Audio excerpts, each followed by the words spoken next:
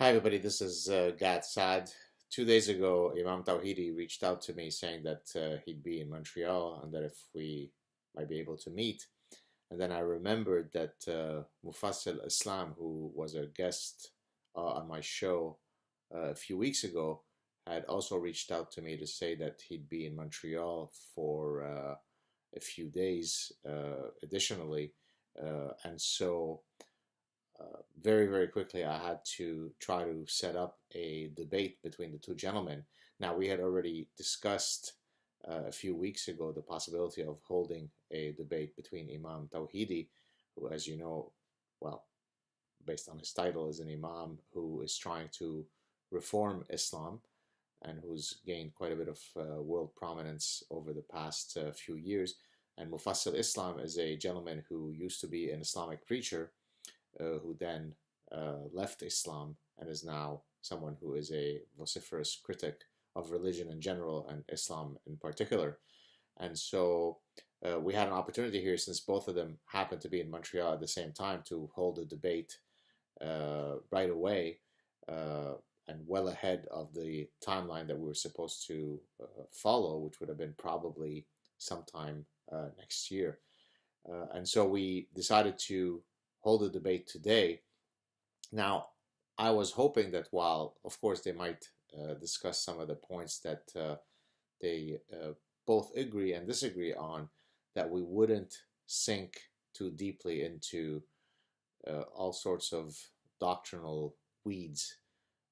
This one quotes this surah, and then this one says that no, this is what was meant here. No, this is what was meant there. Of course, there is a time and place for such conversations. I thought that it would be much more fruitful if we uh, tackled some of the differences and commonalities that the two gentlemen might have on a higher level of analysis rather than, as I said, being stuck in the doctrinal weeds. But they assured me once we finished that many viewers, especially Muslim viewers, might find uh, the doctrinal details to be interesting. I remain agnostic about that possibility. I hope that you will find it valuable.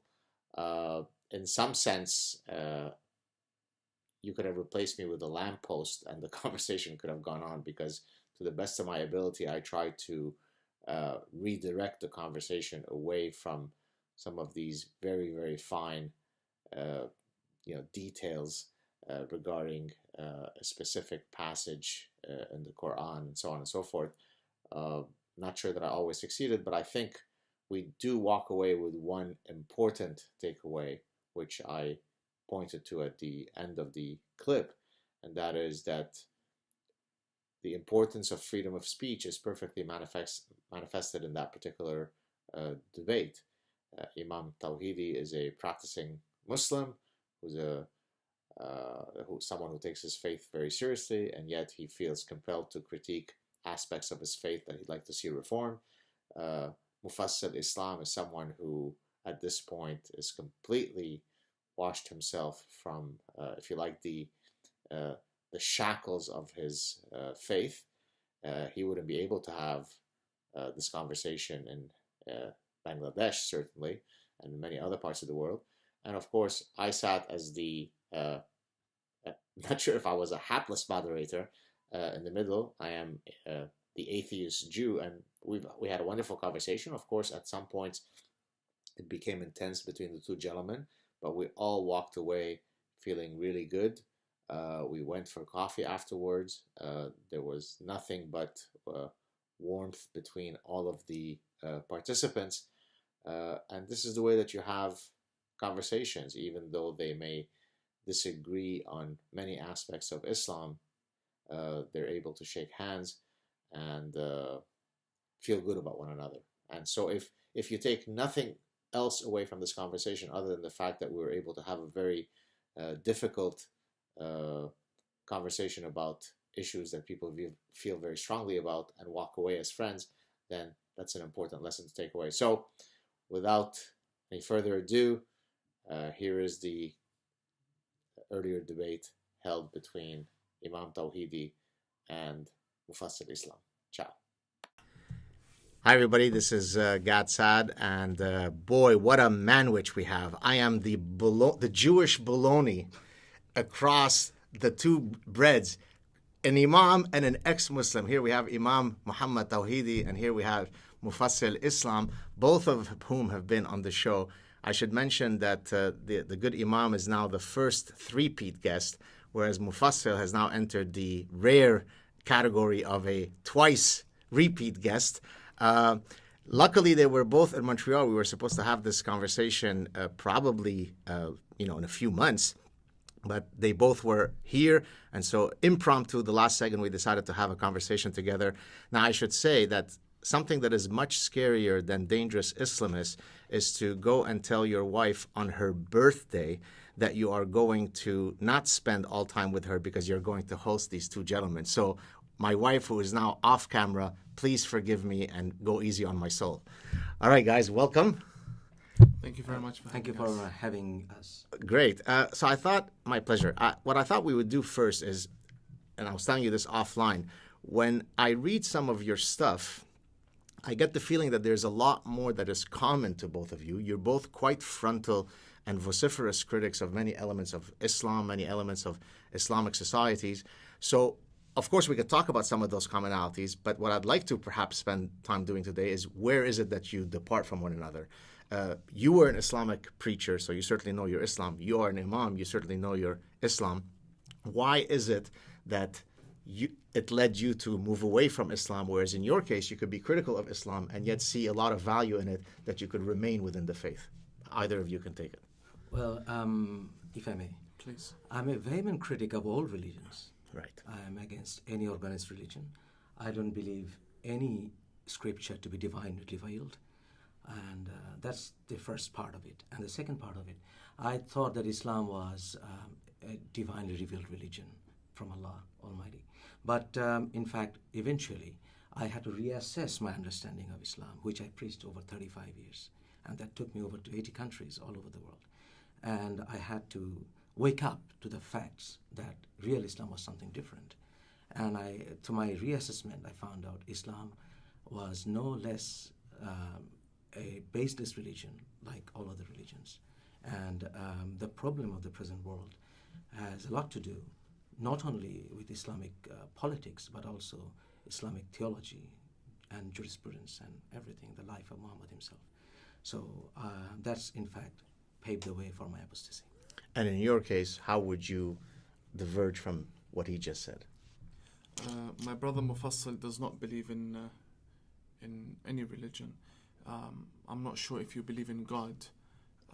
I'm an agnostic man. Okay. I'm a believer in God. And as a believer in God, it's very important for me to establish a connection with that God. And therefore, religion comes between myself and God. Islam is not necessarily the only religion that establishes a connection between human beings and God. One can be a Christian, can be a Jewish, can be a Muslim, Buddhist, whatever leads that person to establishing their belief and faith. And I'm a Muslim because, number one, I was born a Muslim. Secondly, I studied Islam, and I believe that a large number of its foundations and principles do lead me towards God. And similar to every other religion, there will be certain aspects of that religion that we could do good without. But it does not mean that I no longer believe in God. I mean, belief in God is part of my life. It's how my brain functions. I cannot stop believing in God. No matter how many lectures of Hitchens that I watch or Richard Dawkins, it's always going to be there within my existence as an individual that I believe in God. And when you believe in God, you need to seek a connection, a bond with that creator. And therefore, I'm a believer. I happen to be Muslim because I was born a Muslim initially, and I studied Islam. Why I remain a Muslim is a very serious question. If I'm critical of certain elements of the faith, I'm not critical of my God. I am critical of the establishment within my religion.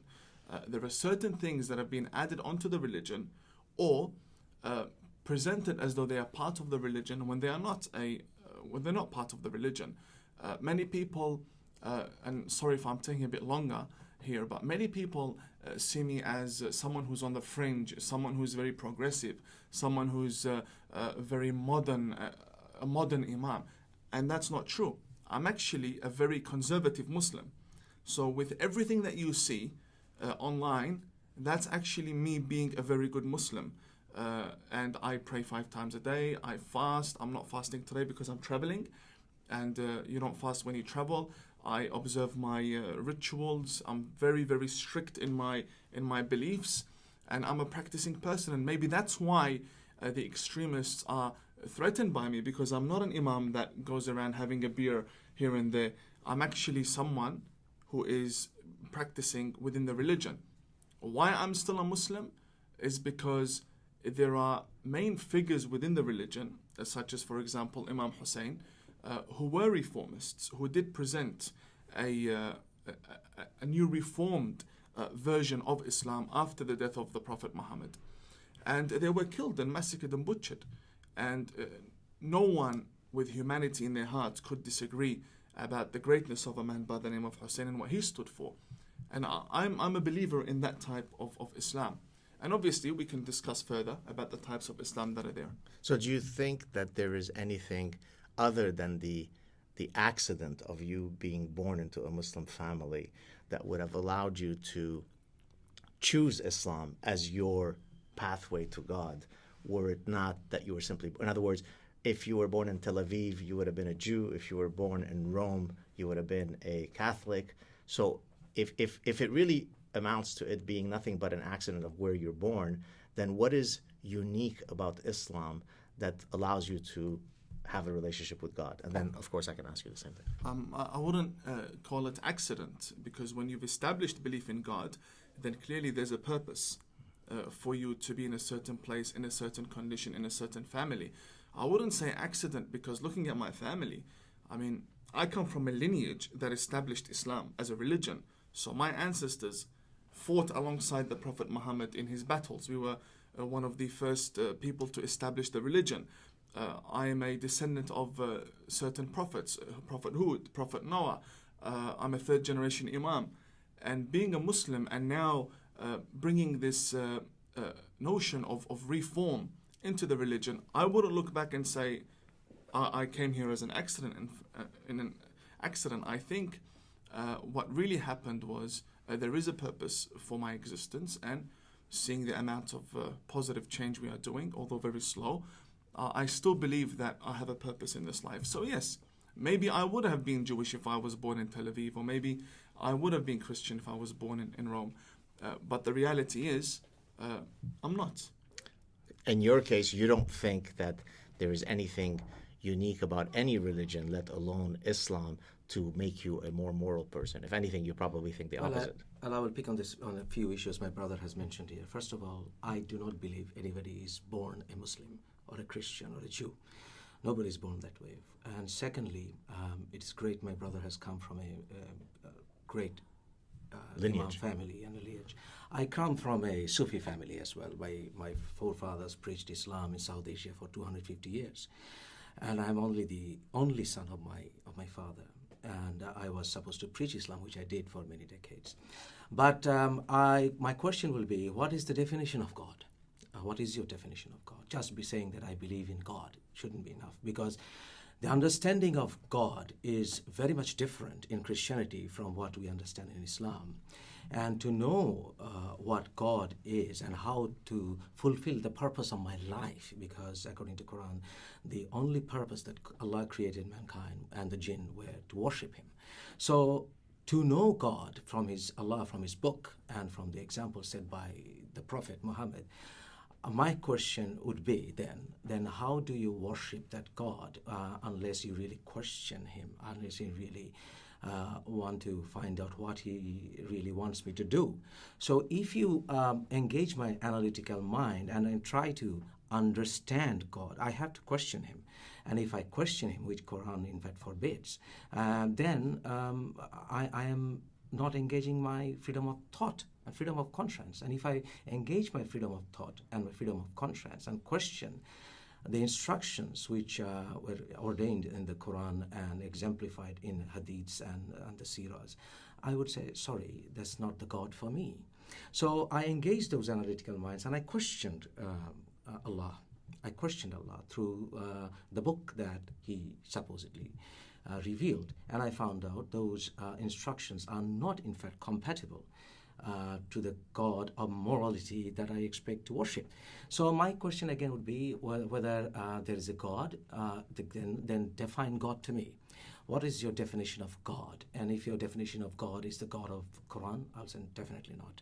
If you're God of the Bible, well, to some extent, no. But there are many things which manifested in Jesus Christ, and I would love them. And many things Jesus said, but many things I do not agree with Jesus even. So just to say that I'm an agnostic man doesn't necessarily necessitates me to believe in God, to have the notion that there is probably a God. So I don't agree there. Got it. What would be the parts, and I follow you very intensely on your social media, and of course you're critical of many elements, doctrines of Islam. What are the ones that, if you like, jar you the most, that you would like to see somehow reformed or reinterpreted or altered in a way that is compatible with your view of your religion? Okay. You've asked me about the alteration that I'd like to see. The brother has inquired about my belief in God and the definition of God. So can I answer him first? Please. Anything you want. She'll head back to you. Sure. The God I believe in is the same God that is referred to as Father in Christianity, and the one creator that many religions believe in. Although many might present this God to be different, only because the books are presenting that God in a very different way. The one argument the church has against Islam is that your Quran didn't bring anything new. And many people might have heard this in the fields of debates, that the Quran didn't bring anything new. What's in there, the majority of it is in the Torah, it's in the Bible. What makes it a significant religion? This, in fact, proves that it would be safe to say that all religions are like trains heading towards one God. Whether we differ about Allah being the same as the Father in Christianity or not, we all know that if this world was created, it was created by one God, or gods, like many people might believe. But in reality is, Muslims are directed to believe in that one creator. Whether or not we differ in the characteristics, in the specifications of that creator. Does this creator have a physical form? Does he have needs? Does he make mistakes? What language does he speak to the people with? Is he eternal? Is he not eternal? Does he come down on earth? Does he not come down on earth? We may disagree on the characteristics and the descriptions and also the attitude of this God.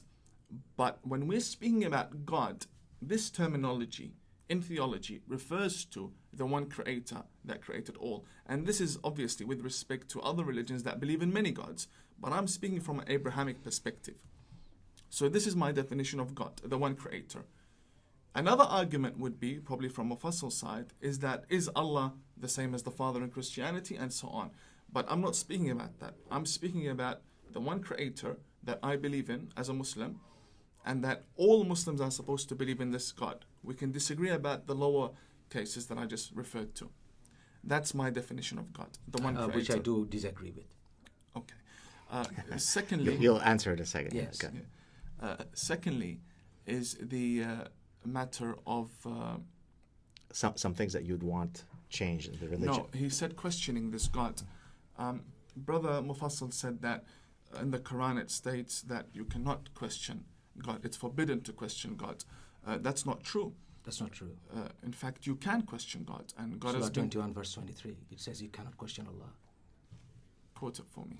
Well, I'm not a Hafiz, but I'm telling you, the Surah 21 verse 23, you can check it right now. It says you cannot question Allah. Allah will be the only one to question. Right. That verse refers to the Day of Judgment. When... Well, not really.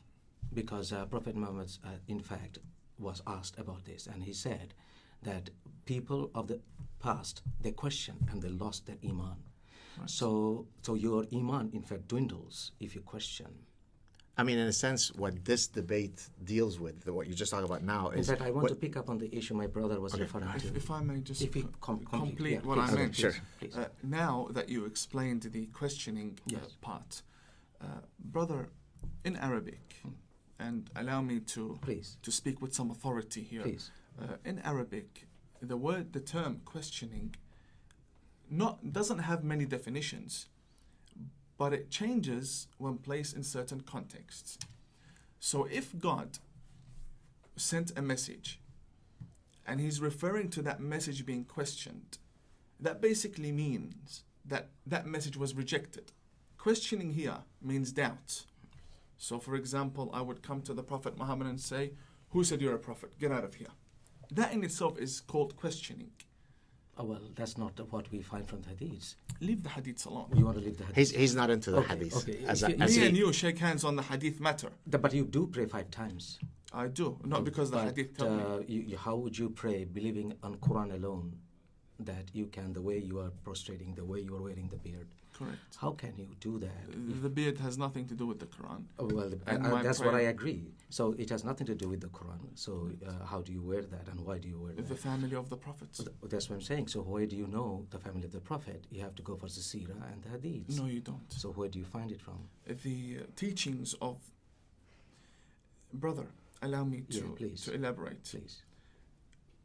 The religion itself is made from theology, Yes. doctrine, history, doings, Yeah.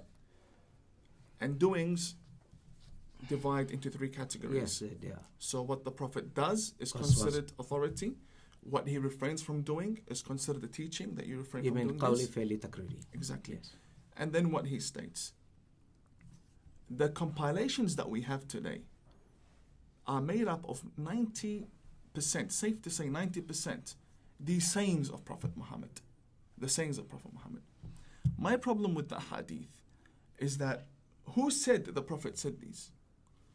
A man by the name of Bukhari, or even come to the Shia scholars who didn't see the Prophet. Bukhari was absolutely blind. He never spoke Arabic. He was a Persian man. Never saw the Prophet, didn't live with the Prophet, came 200 years after the Prophet. All of a sudden, he's connected with an Islamic dynasty. And the Islamic dynasty promoted his version of Islam. He introduced the concept of jihad, made a massive army for the dynasty, and all of a sudden, his books became sacred. To me, what's in his book means nothing. Even if it's the most sacred book after the Quran, it means nothing to me. But from a grand Well, doctrinal still- perspective, Al-Azhar University would not Who agree is with your Al-Azhar? position. Al-Azhar is a nobody. They're nobody. I think, brother, we are drifting away from. Yeah, the- we're getting into details of doctrine. We're Let's pick actually- let's pick it up. Yes. But I'm Let's- just still intrigued to know what The will be questioning- the basis. Yes. the questioning no, of not questioning. The basis of you Right. wearing a beard. You're speaking to a Shia Muslim. Yes, Shia I Muslims understand. I understand have- your Shia yeah. concept. But my question will be still, check out the Siras. You want to check out the Siras? Right. Examples and lives of Muhammad. Right. You want to check out the Quran. Sorry, not the No, Quran, only the Quran Hadiths. matters. Hadiths, only the Quran matters. So if you want to base on the Quran, my question will be, what will be the basis of you, the way you pray 5 times? Sometimes they do pray 4 times. Right. So How to, do you- I how want do to you summarize present what this debate Yes. is. You think that you only need to rely on the Quran yes. and leave the other stuff, whereas typically most Muslims would say there's the Well, Seerah, the I have biography of issues with Muhammad, that as well. the Hadiths, Yes. Right. which are the sayings. He's asking me, Right. why do you pray and have a beard? These are not teachings that one takes from the Quran. These are traditions. Yes. Where do you get them from? You get them from passing on from generation to generation. Yeah. We Shia, we believe that the Imams are infallible. They're the lineage of the Prophet. If they see us doing something and they don't teach us and correct us, that means we're doing it right. And therefore it continues because they're also Should doing it. should that be basis of learning and progressing in Islam? That you follow your imams, the ayatollah. No. We're not talking ayatollah. You're talking about the imams that handed down Yeah, understanding. the successors of God. Right. Would you Of also take the Prophet of God. blames? Would you also take the blames that were committed, even your own city? You come from Qum, brother, am I right? Right. Even your own city, carried out by Safavids. Yes. against the Jewish people. But the Safawis are not Shia Muslim Imams. Brother, many will disagree, but I'm saying there are many. Who? But there are many scholars. No. Okay, I'm coming to that. Safawis I are will give dynasties. you- okay, and I will- I will they're not give from you- Mecca. I will give you We're that getting Safawis caught in are the not weeds. Shias. We're getting caught in the weeds. I'll give it to you, even if you say they were not Shias. But it's still, The Safawis are Shia. yes, that's what I'm saying. You're one saying, They're not Shia Imams. I didn't say they're Shia. I said they're Shias, the Safavids. Right. What the Safavids carried out was horrendous Right. up to the time, even now, Yes. your present-day Iran, Yes. which has criminal procedure Yes. codes, Yes. where they're persecuting people who are even disagreeing. We know the singer, Yes. Musa, who in fact was persecuted Yes. for singing a song. Yeah. So all these are coming from the clerics. We cannot just simply say, you wash your hands about it. I think you don't understand. I'm sorry, maybe I didn't make myself clear. Okay. The term Imam, that's... The Shias believe. No. Allow me to explain. Prophet Muhammad, his successor, and their successors are called Imams. You mean They the are- 12? Yes, the 12 infallible I Imams. understand that. We are community Imams. Yes. We're not Imams that take No, orders I from didn't say God. that. I'm telling you Yeah. the 12. When Can I say I learn my traditions and my worship from Imams, Were they conducive so far? they are the Have 12 they been Imams. conducive, brother? Allow I me. feel like I'm Dave Rubin here, where when he is between two folks who are fighting, and he keeps going, guys, Yeah, guys, no. guys, I think guys. it's very important for the viewer to Because understand. we're stuck in weeds. I want big picture stuff. Yes. Okay, There's a big picture, lot go of back there's to Allah, there's go back to there's a God, lot concept of of there's a God. lot of stuff that is clearly for you don't have to be an imam or a professor at Al Azhar University where you read the stuff in any of the holy sources of the Quran. Professor Gadsat, I have to emphasize on the issue that I want to talk about the understanding of God that we have in Abrahamic religion. I would rather say it is treachery in many ways I'm sorry to use the word, in many ways to say the Christian God, understanding of God, and the Islamic understanding of God are the same because they claim to be Abrahamic. They are not, definitely not. Because there are many issues I can say. It's not only that you're on as creator. No, it's not creator. But we're it's not God. going to resolve the question of how to define God in this conversation. So what I'd like to know is how do you read the rather harsh passages in these holy books and integrate them within your religion? Is it that you Perfect. think that they are misinterpreted? Is it that they're mistranslated? Is it that they're contextual? Give me the gymnastics, forgive the term, that you have to go through, which, by the way, I don't think is gymnastics, because when I read some of your stuff, you seem to be just as harsh of a critic on some of the stuff as I would be or he would be. So how do you reconcile some of the ugly stuff? Okay. Firstly, I question everything in the Quran. Brother Mufassil says that you can't question. And like I said, the term questioning differs in context. That's the Arabic language. You're an Arab yourself, so you would know the context of the word yas'al, yatasa'al, to question, to put doubt. Your mother tongue is Arabic? Yes, yes. And therefore, if you look at Surah Baqarah, the second chapter of the Quran, which is the biggest chapter of the Quran, God says, Inni ja'alun fil ardi khalifa, I am placing an ambassador on earth. The angels, who in theology don't have free will. Angels don't have free will. Angels only obey God. And that's why we say she's an angel. He's an angel, because everything is so good. They don't have free will. Angels do not have free will. What angels have is that they are obedient. But even when angels do not have free will, what they do is they turn around and they question God. And in the Quran, قالوا أتجعل فيها من يفسد فيها ويسفك الدماء. They said, God, are you really going to create a human being, Adam, whose children and lineage are going to spread corruption and shed blood on this earth? And God turned around and said, no, I know what you do not know. Don't interfere in what I wish to do. Now, this clearly shows you that one can have a dialogue with God. One can question God. The only time where in the Quran, well, not the only time, but the many times that God says in the Holy Quran that you shouldn't question or that you can't question is that don't come to me on the day of judgment thinking I am not the witness and I'm not the judge. You cannot lie to me. I've already seen everything. That's the main concept when God says you cannot question me, unless you can quote a different Well, I verse. will definitely disagree there. First of all, no, I don't think that's enough to say. God never said to the angels, if my memory is serving me right, so do not interfere. He didn't use the term. Rather, I yes, never said that. God said do not interfere. I think, do not interfere. Higher level, guys. Higher level. But Don't- anyway, let's not. that's not. Let's move on. But when you are not offering the freedom of thought, freedom of choosing, as you said, God has given us free will, but at the same time, God is insulting people of other scriptures.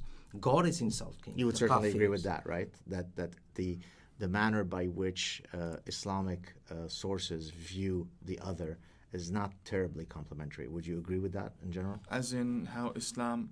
How Islam views the kafir? How Islam? You mean Islam as a religion or the Muslims? Islam as a religion. Islam as in the doctrines of Islam. How? No. What do they think of the Jews? And You can marry them and live with them, and there's no problem.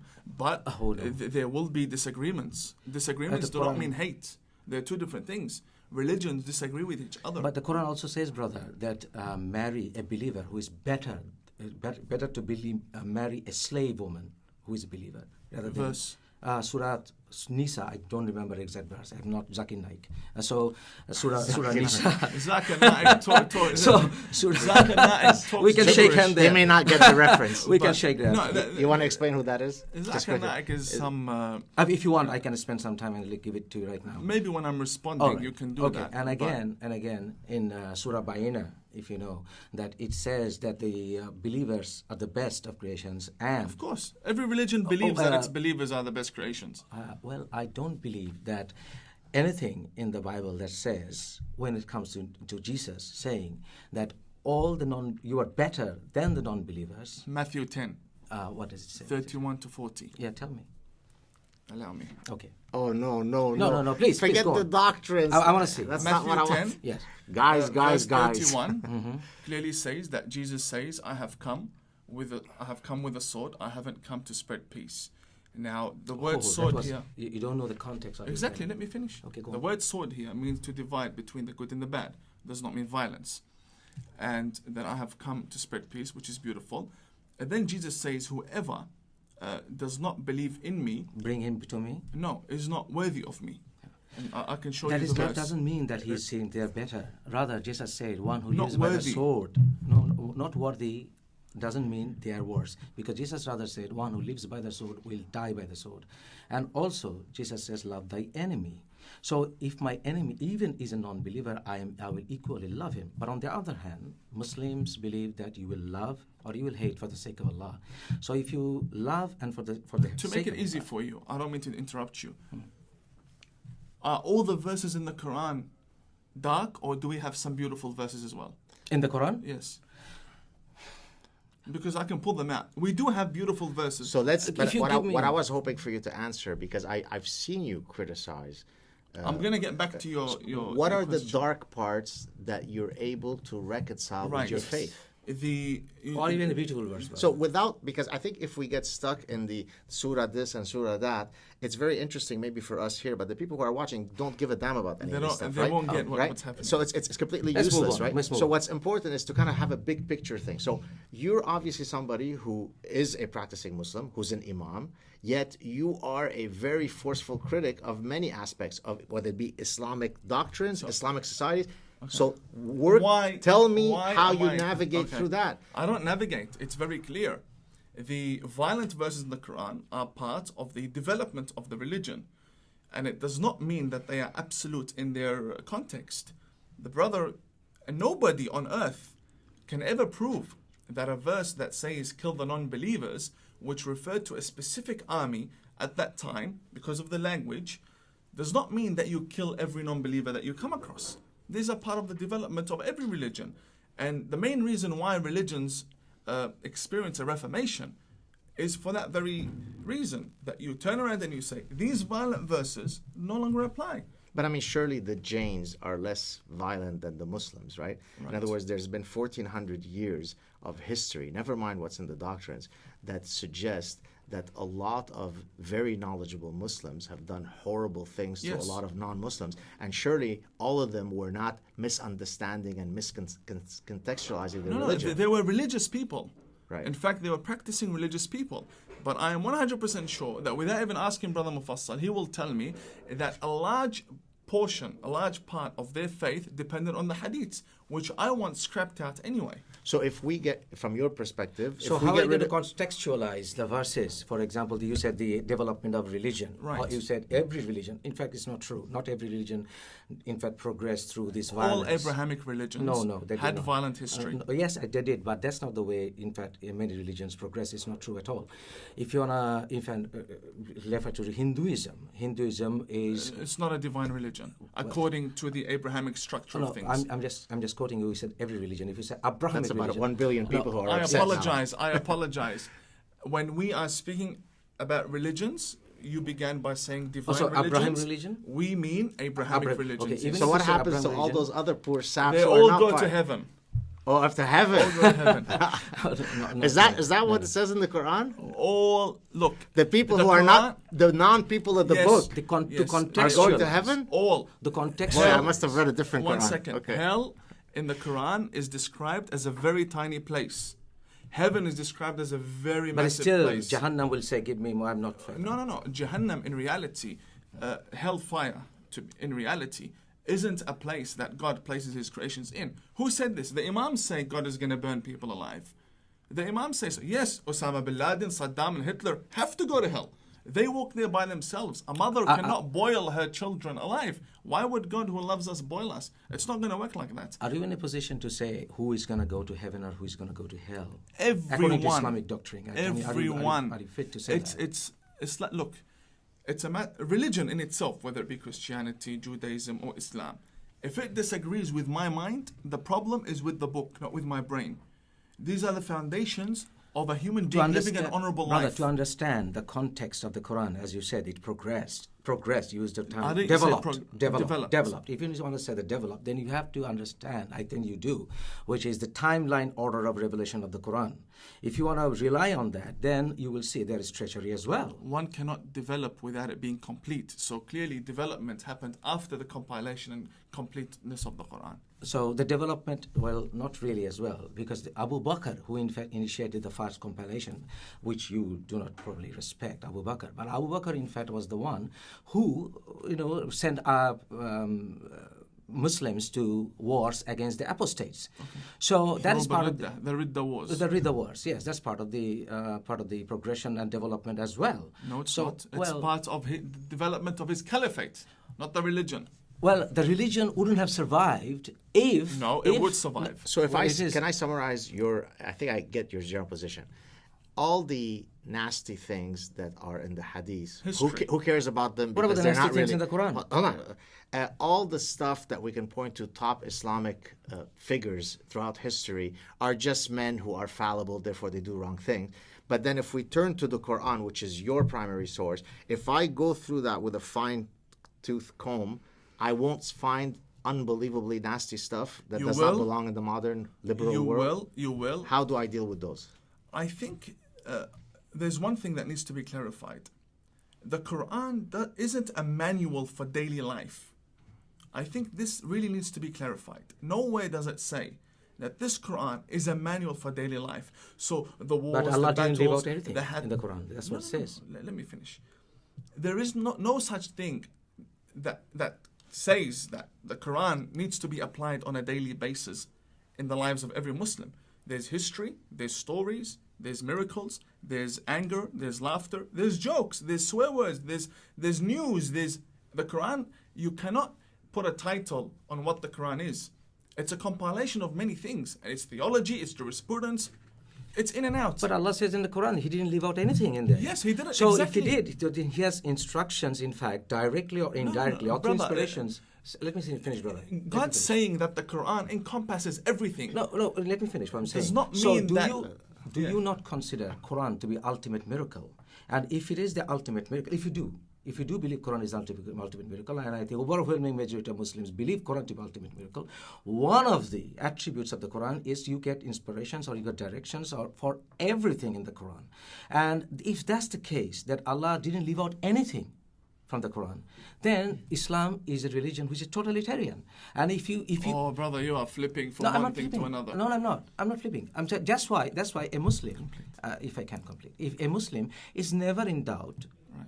allegedly, about everyday day-to-day affairs. You said you didn't fast today because you were traveling. Yes. So if you're traveling and you didn't fast today, where did you get the instructions from? Right. When the Quran says you should fast, but there are exemptions from there Yes. where you should not fast. So everything that your life is being led It's by actually in the Quran that Yes, you yes, exactly. So I'm saying there are exemptions there. So whenever you're doing by this, your Quran is in fact dictating everything that you do.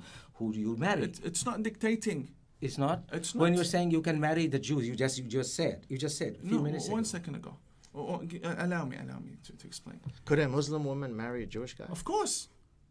Of Yeah? course. I thought it was the other direction. You can. The either way. Muslim No, man no, can no. take any woman who's not Muslim, but not the other way You around. see, I don't want to go deep because you're opening doors for me that I will need to go deep into to Doctrines. explain Well, them. Yes, well, and when I do, you I come won't and be you say, satisfied allow until me. you go deep. Exactly, but you keep opening Well, doors that I need to answer. The only reason I say that is Because because, the you viewers will lose understand. the viewers. So That's all. you're Okay, either- okay. you have to be let's fair. cut down to what you want to hear. Well, See, so- that's not fair. He spoke Okay, of cool. everything Okay, and I go can't on. answer. Well, guys, Dave Rubin. Guys. Brother, I I think my can't- brother is and- speaking more than and- I am speaking, to no, be honest. and Can I can't pray answer. in Hebrew just to save wanna myself? pray? Baruch atah Adonai Eloheinu melech haolam asher kiddushanu b'mitzvotav No, no, v'tzivav no. lehadlik. If You're I killing me. answer Go. you, if I answer you now, they will not understand a word. You will understand a word. They will not understand a word because what you just said about God dictating and the Quran being a book, a miracle. So what? So what if the Quran is a miracle? Let's say it wasn't a miracle. So what? It's a book that encompasses everything. You cannot prove to me as a Muslim that my Quran says that I have to follow every verse in everyday perspective. You have to accept. Yes, I The accept it as a book whole of history. religion. Yeah, no. When you say accept, you also have the duty to implement the words of No, Allah. I don't. Where you does it don't. say? You don't have to implement. Where does it say? That you have to implement the words of Allah? Where does it say? Well, it says in the Quran that Where? I'm coming to that. It says that when the scripture has been revealed, Surah 5, verse 30 to 33, you read that then you reject it. So when the Quran, the scripture has been revealed, what do you mean? How do you reject? Surah 5. Verse 30 to 33. Getting caught in the weeds. You're not letting him speak. Go. You're not letting me speak. Allow us to discuss. Yes. This is Islam. We're Yes. not talking about Yeah. Olympics. It's going to be But very see, what I hard. find more interesting is the fact I don't that mind talking about Olympics. because in your case, you're an Islamic expert, and then after a while, you decided to leave it. You're an Islamic expert, yet you remain in Islam. Yet Because you I criticize. want it to change. Hang on, Yes. but you criticize Islam in a way that is as forceful as the way that he's doing it. So what I find interesting from a psychological perspective is to go back and ask the question yet again: how do you navigate through those cognitive inconsistencies? Yeah, Surah 5, verse Here we 30 go. to 33. Boom, here we Let's go. read. It says In nothing about Arabic. what you Yeah, said. Well, I'm coming to that. Here we go. No, there's English translation. I don't was have glasses, answering but I'll him. read it. Okay, go ahead. But that doesn't make for good viewing to be reading this. Hold on. Okay, because I know you quoted this once. Because of that, we decreed upon the children of Israel that whoever kills a soul, unless for a soul, and for corruption, this has issue with your country's law, in the land, it is as if he has slain the mankind entirely. And whoever serves one, it is for as if he had saved mankind. And our messages had certainly come to them with clear proofs. So the messages, how do you get the messages? The messages are through the scriptures and the verses of the scriptures. So once they have come and still you do not follow, you spread corruption in the lands. So if you say that Quran is not saying accept it and entirely, how do you understand the development of the religion? So if you, sorry brother, can I finish? I didn't say a thing. Okay, so if you want to follow the development of the religions, you also have to understand the scriptures and accept it as they are. So if Surah, for example, Surah 9, I'm just the eye candy All here. right, I have to explain this, what I'm trying to say. Go for Surah it. 9, which is Surah Tawbah, according to timeline revelation order, it should be 112, not 9. And to understand the development of the Quran, if you mention this, then I have to mention Surah 8, verse 55. I have to mention Surah 98, verse 6 to 8. So to understand all that, I have to understand the entire Quran and accept them according to the mansukh and other systems, which one is abrogated, which one is not, which one is revealed, which one is not, and which one I should accept and which one I should say, oh, well, this is not applicable anymore. So to say that Quran doesn't say that you should follow word for word, I don't agree with you there. So bottom line, you're saying that if I'm going to... Even if the surah's verses are abrogated, even they... I have to follow it. Allow me to respond. Go. Here we go. The verse you just quoted and read and gave me this entire explanation has nothing to do with the verse, the philosophy behind its revelation, the children of Israel. You mean the Jewish people? Yes. I know that context. It has nothing to do with this. Not one word, what you said, has anything to do with the verse you referred to. Not one word. It has. No, it has. not one word. No, I'm sorry. I don't agree with you. Show me which one. I just mentioned it to you. When? Here. I read it to you. Because he can't keep Our getting away with messages have- everything without me responding. because- Hang on. No. And our messages had... The children of Israel. Yes. No. Israel. Yes. Has So- nothing to do with Islam. It has to do with Islam. This the is- revelation was in Reformation the is gonna work contextual, really well, no guys. context of the Jewish people who in fact rejected them. So It has nothing It has. to do It with has. the It children has. of Israel. We No, are no, no. talking about... Can I draw you back? Yeah. Let's try one more time. Allow me to say one word. Just one thing. and also, please. sorry, brother. Uh, 198 verse 6 to 8 and 855. You have to read I'm the doomed. context of this surah, or these verses. May God have mercy on my Brother, soul. allow me to say May one the thing. non-existing God have mercy on my soul. Allow me to explain. Yeah. Or to just add something. Look, I'm really sorry I'm going to have to say this. Brother Mufassil, I don't want to say that you have no idea what you are speaking about. I'm not saying that. Or at least But I am. in this context. But I'm saying the same thing. Allow me, or you can challenge me on this. Yes, I will. I don't know if the viewers will be interested. I'm here until however long you want me to Yeah, be. okay. For you to get a clarification for Yeah. myself. And the viewers have the right to hear Yes. that.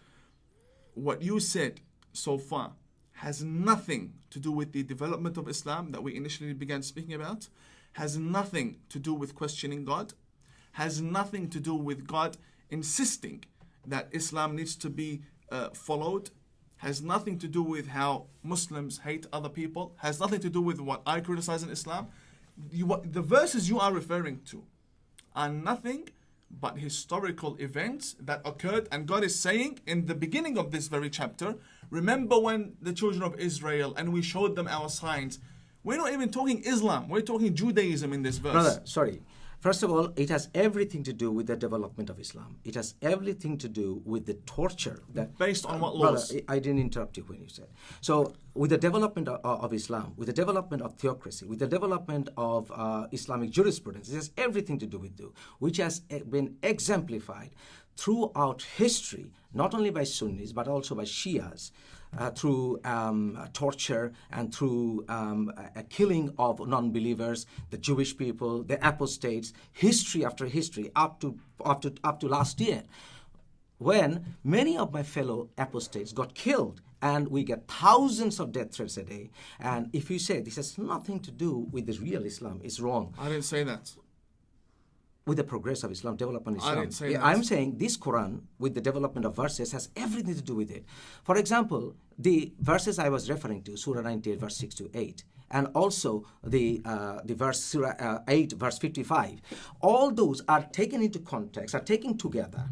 And whereas the non-Muslims are the worst creatures, and then when we leave Islam, we are considered to be impure. Surah 9, verse 27, 28, 29. So if you are unclean, then in history, even in your own country, Jewish people had to wear certain things to show they are Jewish people. And in history, your country, Jewish people were considered unclean. And in my understanding, whoever I am, whenever I leave Islam, from the context that you are saying there's nothing to do with understanding or development of Islam. I would say it has everything to do with Islam, because eventually, through timeline revelation order and through putting all the surahs together, verses together. You can engage into mental gymnastics as much as you want.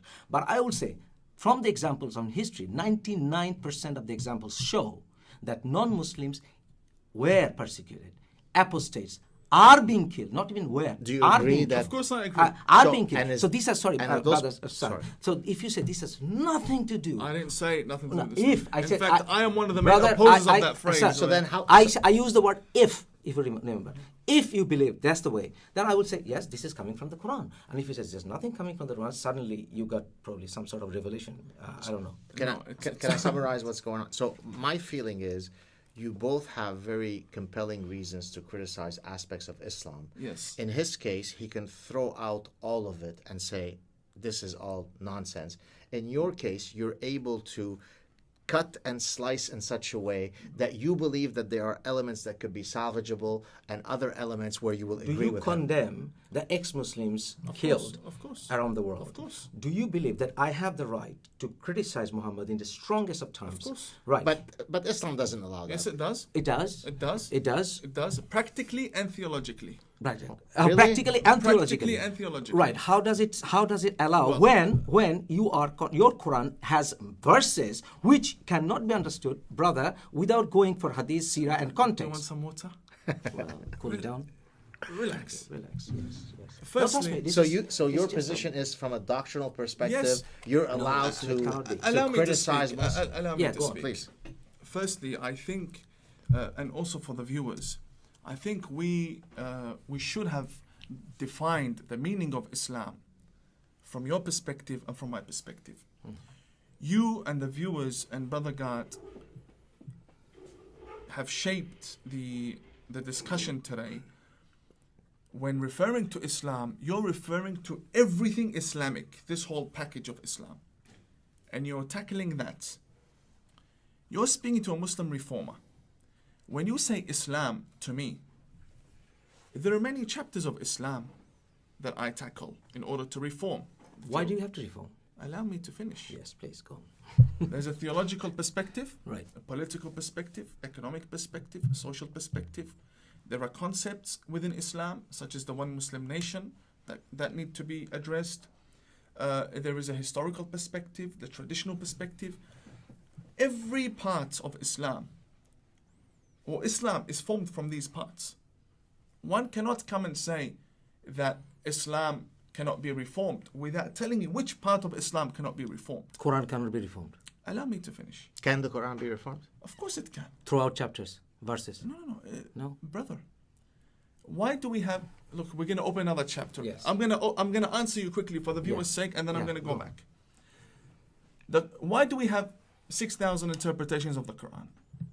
Because people view it differently, basing on several sources of other sources of Islam. Do you agree that people view things differently based on time? That's why we have different interpretations based on time? And it's in Therefore- an effort to reform it. Yes. So if they have an interpretation, we can have an interpretation. So yes, it can be.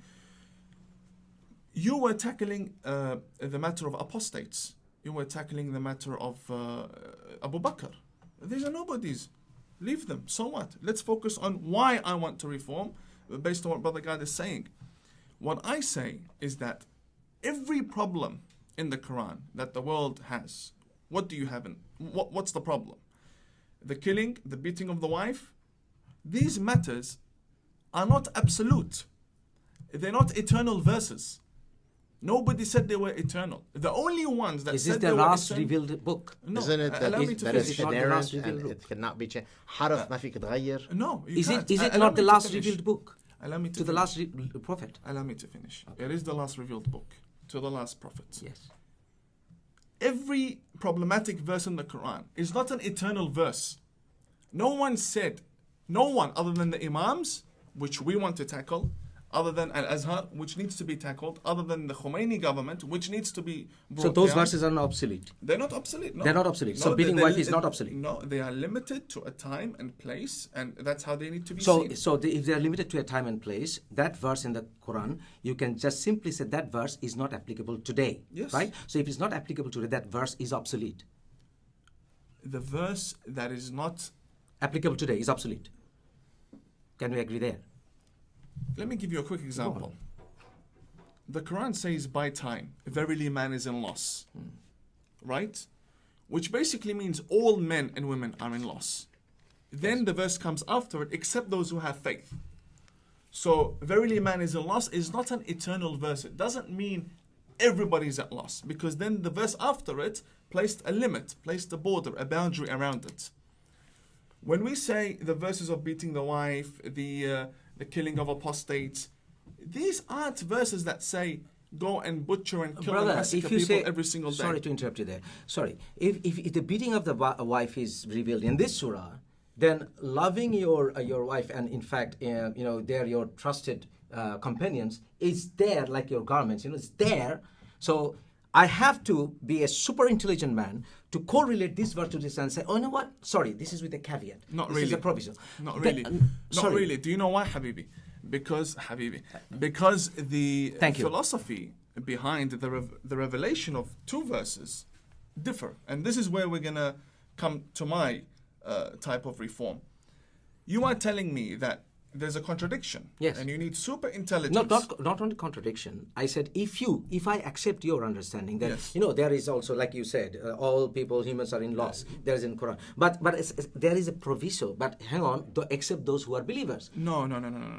You are saying, in one chapter says this, and the other chapter says that. I'm coming to that, what I'm saying. I'm For example, saying in one chapter, the context is clarified. Right. So if you are explaining the one chapter, for example, beating your wife, it is the last resort, that you beat your wife and then that's it, that's over.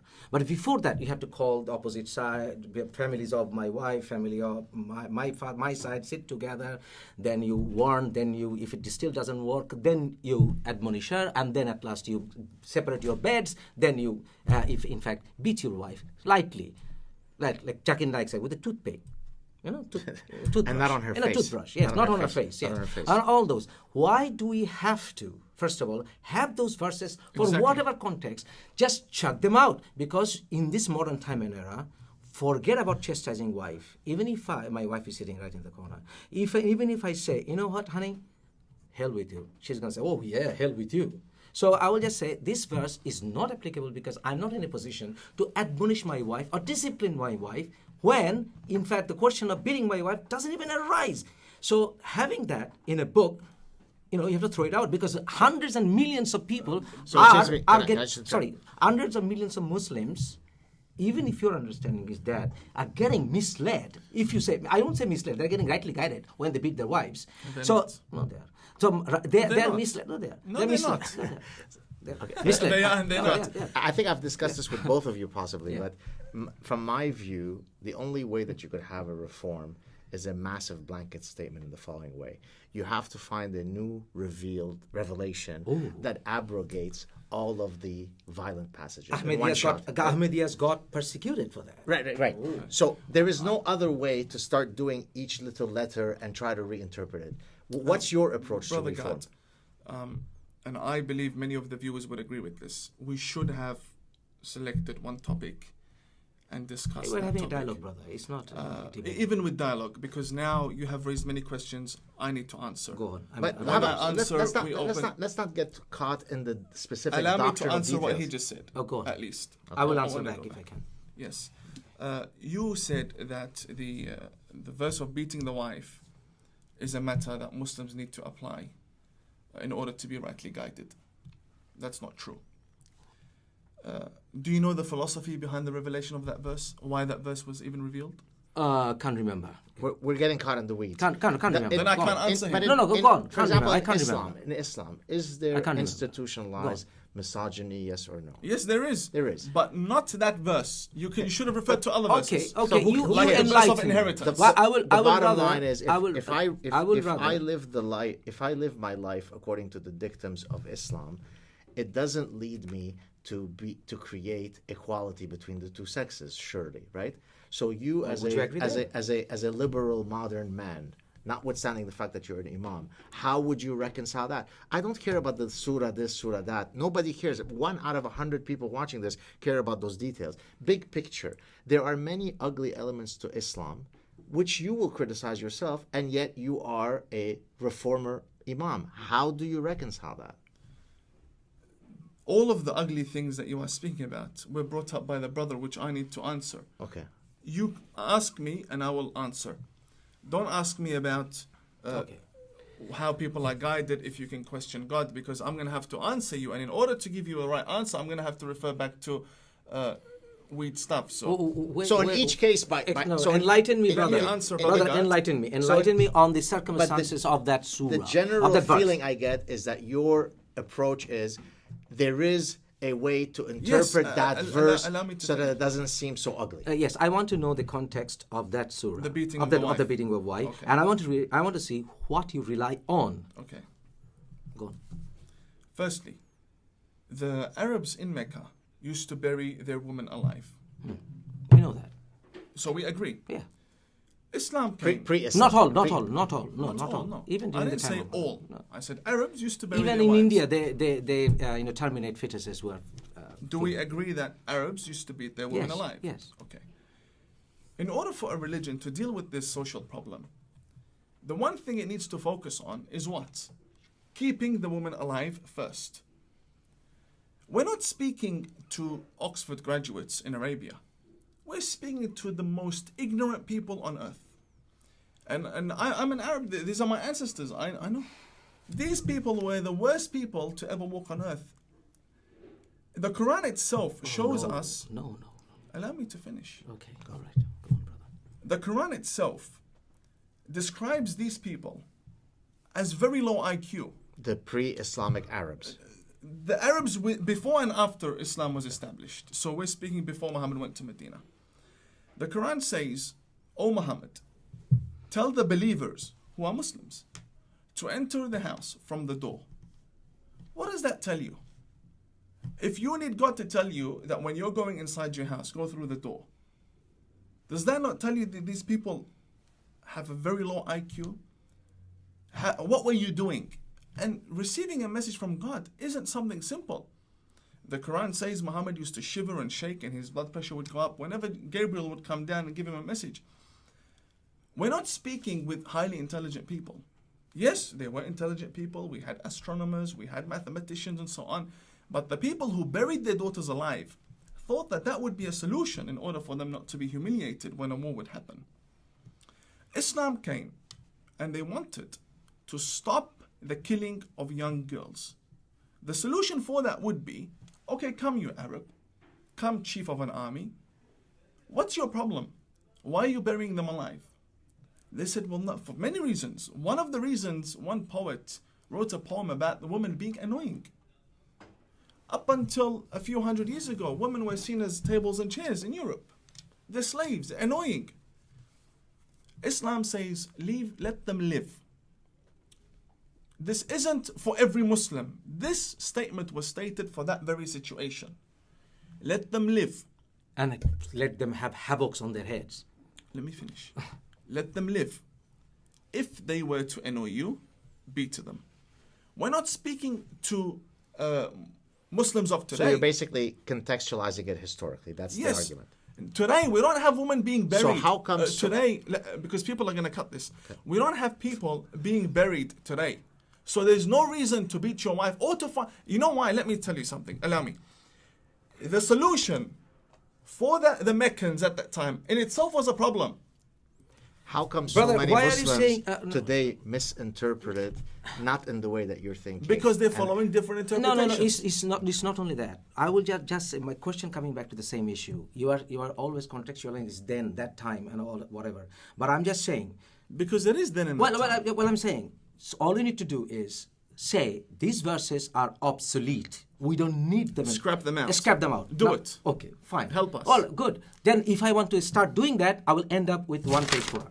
Right. Okay. Now again, so coming to the other That's not issue. going to happen. Well, it's going to happen. It's not realistic. But again, you said they wanted to save are women. Wishes that you have. Wait, Islam wanted to save women. Another thing you said that I didn't say Islam wants to save women.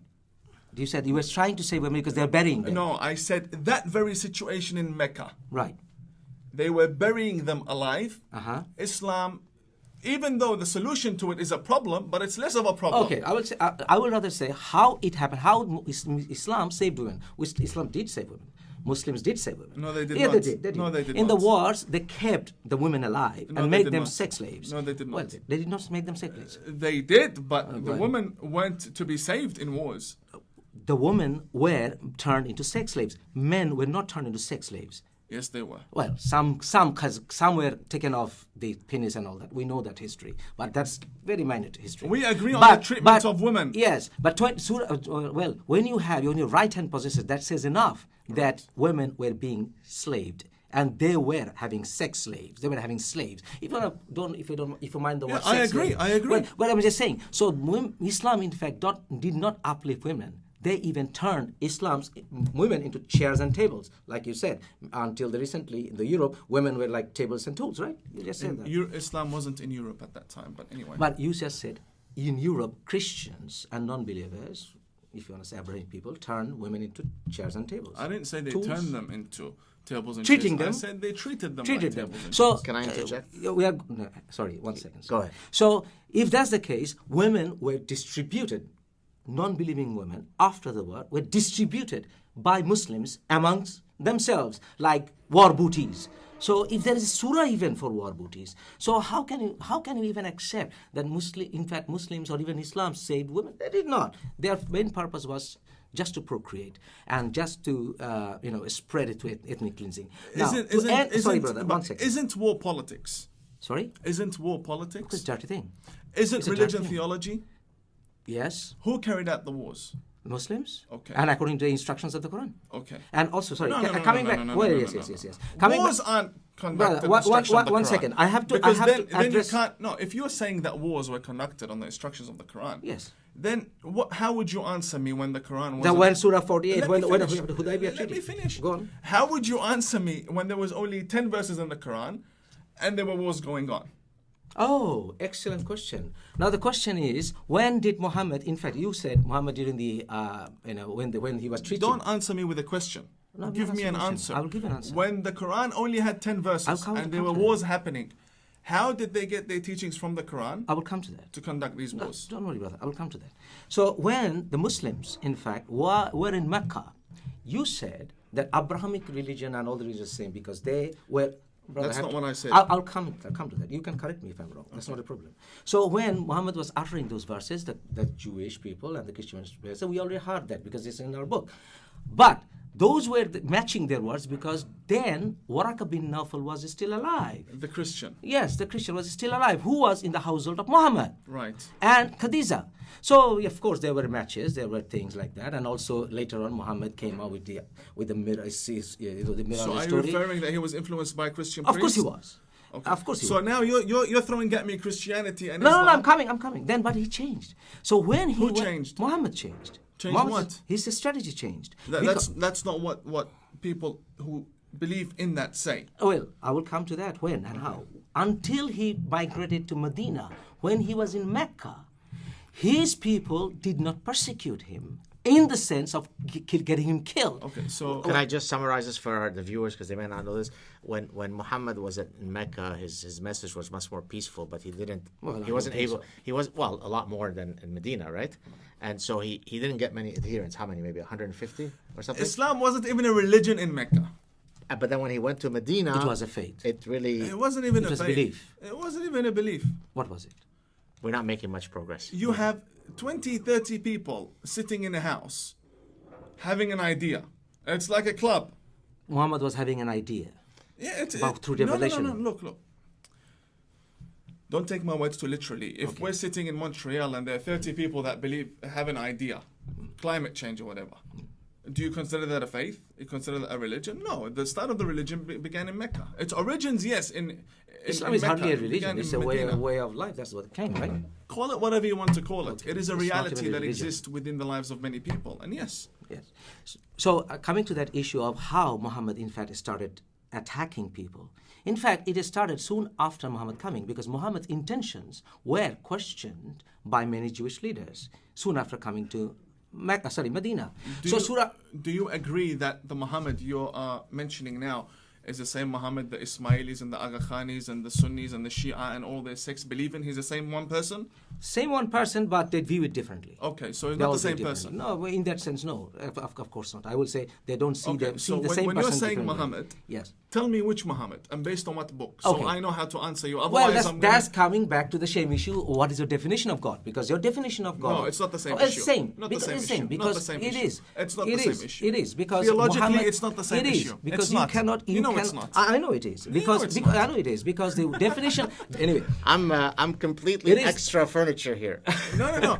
It's not. God. It is. No, First it's time not. ever that I'm completely You useless. can't say it's the same thing. Surah- Logically, it's not allowed. It Muhammad is. is a human being. Muhammad has more control. Muhammad has more control over his people than even a master has over his slave. According it's to Quran. not true. Surah Can I- 33, That's Surah not true. 33, verse 6. I Leave wanna the read Quran it. out of Oh, it. you want to leave the Quran? Leave the Quran out of it. I'm lost now. Brother, reality says We are talking otherwise. everything now. We are going to throw out Yes, Quran. Muhammad wanted paper and pen. They wouldn't give him paper and pen. Muhammad told them to take your positions in the Battle of Uhud. Did they listen to him? No, they used to disobey him. They called him crazy.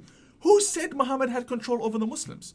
Muhammad couldn't even control his own people. Well, according to the Quran, Muhammad has more control, authority. Leave the Quran. You don't even believe in it. Speak well, to me in reality. Well, you are.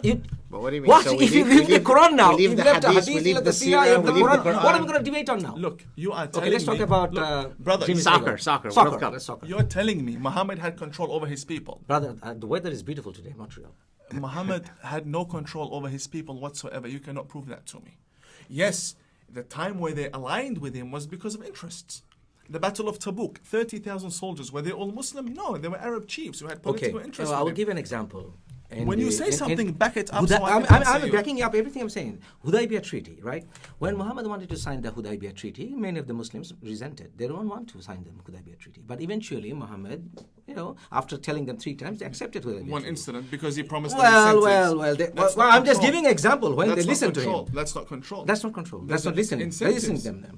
Incentives. And then Do during you the guys prayer, think- he can I just interrupt you? Do you guys think that discussing such details advances They're the useless. conversation? They're Okay, useless. okay, bring down to the issue. Now, I leave it up to you now. Go on. I feel like, and I'm sorry to say that this has been a missed opportunity because what ends up happening is we get caught in weeds that ultimately we can't get out of.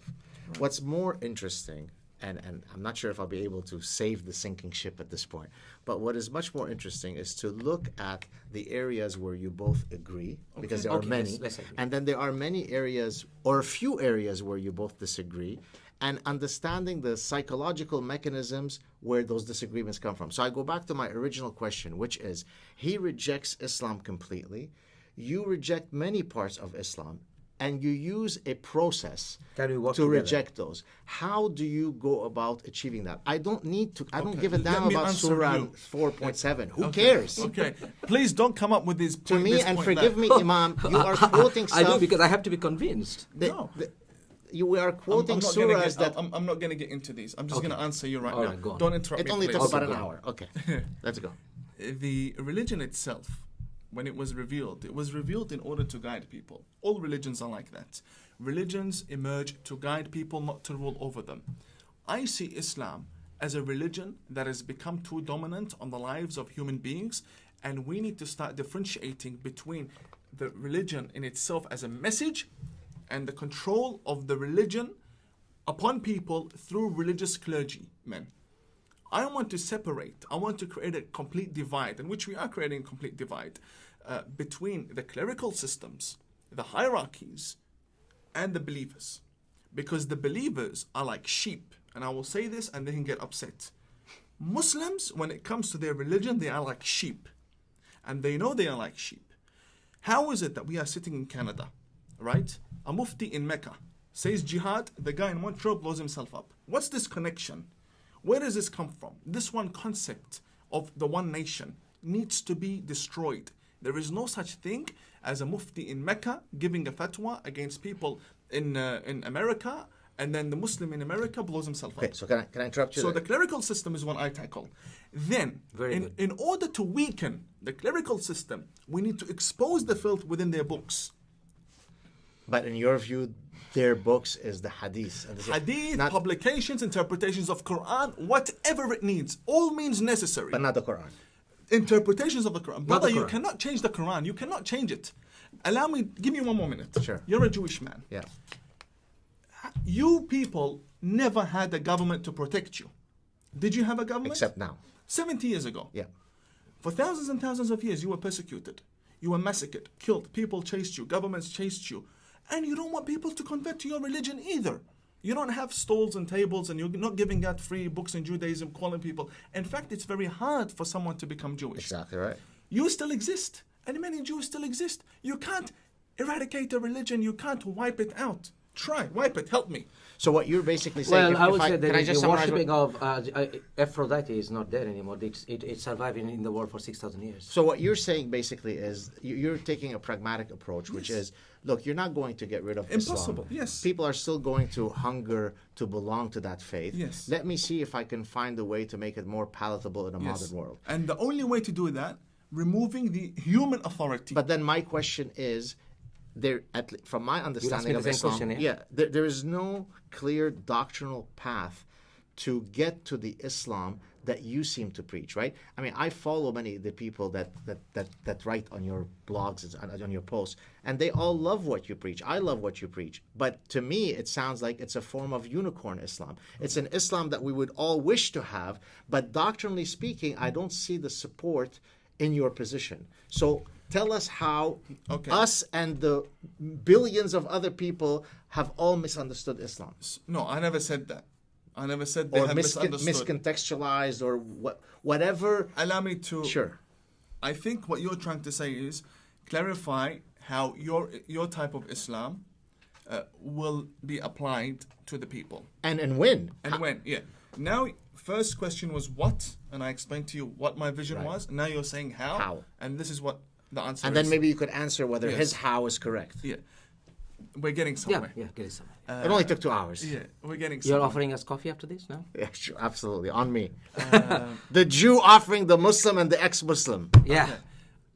I'm going to answer you. The matter of how, on a personal level, as an individual, is not fair. I've only been in the scene for when? I rebelled in 2014, 2015. I've been trying to gain an audience for 3-4 years. I need more time. Anyone would need more time. You want me to write a book? I'm in the process of writing my story. And all of my problems, an absolute expose of the corruption. My second book will be a solution. What you're telling me now, that Tawhidi, you want to reform Islam, I'm telling you Tawhidi is going to die and Islam will not be reformed. Every reformer you have today, we will leave this planet and Islam will never be reformed. I don't believe in a reformation of a global religion. I believe in the reformation of certain individuals, reformation of communities that rise up against the clerical systems. These are discussions that need to be had. I need more time. The world can't expect from me, okay, Tawhidi, you came on the news in 2016, it's 2018, give us your complete manifesto and manual as to how you're going to reform. It doesn't work like that. First, I need to build relations with diplomats, with governments, which is what I'm doing right now. Secondly, I need to gain an audience. Third plan, I shouldn't be saying this, but you're cornering me too. Third plan is to gather a massive conference and make sure you know how many people you have. Then we will sign a global declaration, separate ourselves from these jihadis and these extremists and radicals. Then we will present a different interpretation of the Holy Quran, and so on and so forth. But haven't endless people tried to reform Islam in the past? That's the problem. I'm not trying to reform Islam. So you think Islam will Will not be touched, never. but you'll change the human Reformed, manifestation of yes. how it is practiced. Reformed What are your individuals. thoughts on that? What are your thoughts on that? And I am an example of a reformed individual as a Muslim. Right. And that is First of all, successful. thank you, brother, for having me, giving me the opportunity of talking to you here. First of all, it is probably extremely rare to find an imam like you to talk to openly, candidly.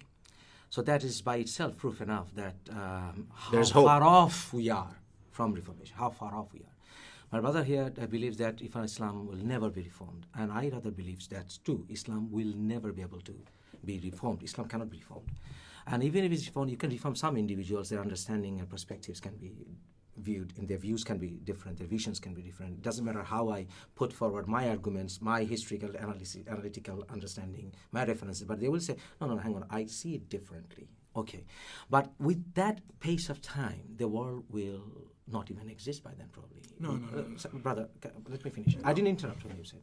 So I believe that rather the best way and the quickest way to expect reformation of Islam or ought to have an impact, so that you can say it is not dictating the way that we are seeing dictating us or interfering us, if you want to say that term, in our day-to-day peaceful life, is to subdue Islam.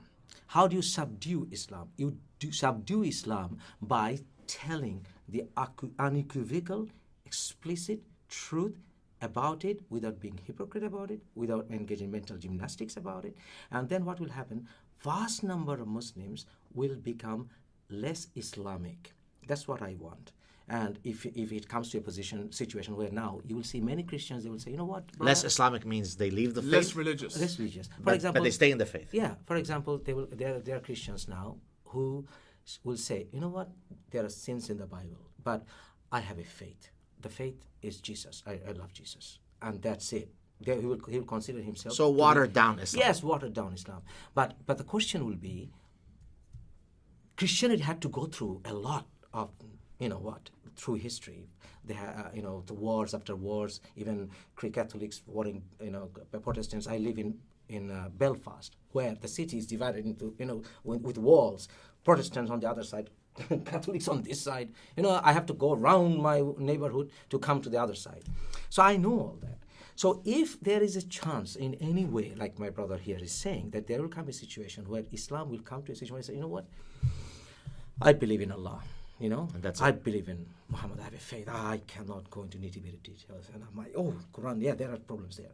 If that's the case, I would say, okay, I'm okay with that. I would say. But I will still end up saying that, sorry, there's absurdity, and I don't appreciate you following absurd things, but it's your way. Okay, go ahead. If you believe there is somebody knitting weeds on the moon, up to you. But I will just simply say, I'm not in support of nourishing fairy tales.